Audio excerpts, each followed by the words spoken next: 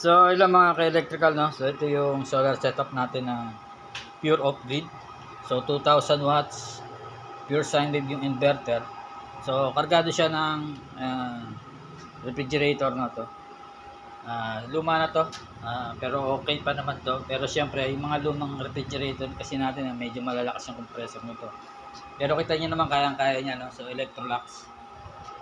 So mapapansin nyo dito yung ampere ko dito sa clammeter, no? Nakahook ako dun sa positive side ng inverter natin, which is yung kapal na wire, no?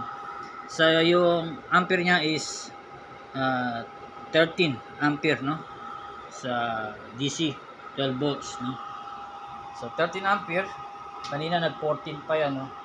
Kasi lumamig na ngayon kaya bumaba. So 13 times 12 is equivalent to 140 something watts, no? So may kasama pa tong isang electric fan, no? Then yung harvest ko dito, isang 550 watts na solar panel. Ang harvest ko dito sa ngayon ay 241 watts. Okay. So shout out pala kay Sir Robin, no? So kay Sir Robin to. Setup mo to, sir. Okay. So nire-review ko lang para sa iyo. So ito yung gamit kong battery, no? PH Solar Livo 4. So 100 Ah. So tested ko na to. Meron akong link kung gusto niyo yan. So comment niyo lang yan sa comment section. So makunat na makunat. Then so balik tayo sa setup natin, no? So ito yung 2000 watts nga na pure sine wave, pure off-grid, MPPT 60 ampere yan. Okay. So yun, okay na okay ito sa rep. Okay. So yung 1000 natin, kagaya nito, yan, 1000. So pwede rin ito sa rep, pero yung mababang rep na lang, no? Yung mga mini rep. So kung gusto niyo mag-upgrade na talagang para sa rep, yan, 2000 watts. So, pwede isagad nyo na ng 3000 para mas malakas, no? So meron akong ginagawa na 3000. Shoutout din kay Sir Chris, no? So salamat sa inyo sa pagtitiwala, no? So ito, yan rep. Gumagana yan, no? So ayan, ito. Malamig na yan. So sinaunang rep pa to, no? Hindi na yung mga bago pa to, no? So hindi siya inverter. So nakalagay dito sa description niya ay 90 watts. Okay. Pero ang problema dito sa rep na to, pag starting niya, no? Napansin ko pag starting niya ay maabot siya ng 2.5 ampere, no? 2.5 ampere sa ano 'yon, sa AC. O yung sa kuryente natin sa Meralco. Okay. So equivalent ng sa 12 volts natin ay umaabot ng 600 watts sa surge. Okay. So hindi kinakaya ng 1000 natin. So masyadong malaki para sa kanya, no? Surge. Medyo matagal kasi yung surging niya, kaya hindi gaya nitong 1000 watts na inverter ko.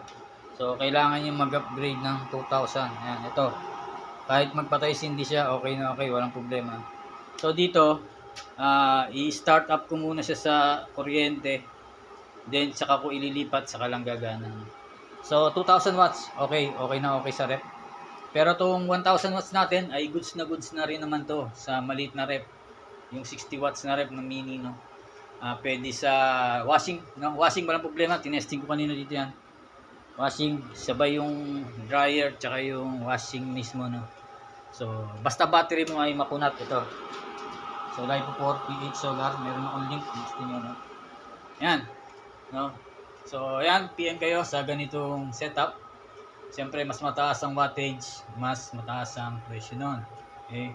So MPPT ang ano natin, 60 ampere. Then ito, plug and play na yan. Nandiyan yung mismong breaker ng solar panel, hanggang dalawa na 550 watts, 500 pwede, no? Then ito yung mismong ano natin, battery breaker, then inverter breaker. So humina na yung blower, no? So ibig sabihin lumamig na. So ito kagandahan ng MPPT natin, no? Auto pinapalamig niya yung sarili niya. Ayan, 40 centigrade. Once na mag 45, magbo-blow ng blower yan para mapalamig niya yung sarili niya. Okay, once na ma-reach niya yung 40 uli ay mamamatay. Okay. So yan, no? So salamat sa pagtitiwala sa inyo. Umabot tayo dito sa ganitong setup, no? So wala pa rin tayong pang aircon. dahil masyadong malaking budget yun. So pangmasa lang ang ginagawa natin, no. So umabot na tayo dito sa setup natin na to, no. Yan. So next naman yung 3,000, no. Pag nabuo ko na yon, so with ATS ang paggagawa ni Sir. So ito kay Sir Robby, no. Salamat sa pagtitiwala. So thank you. God bless.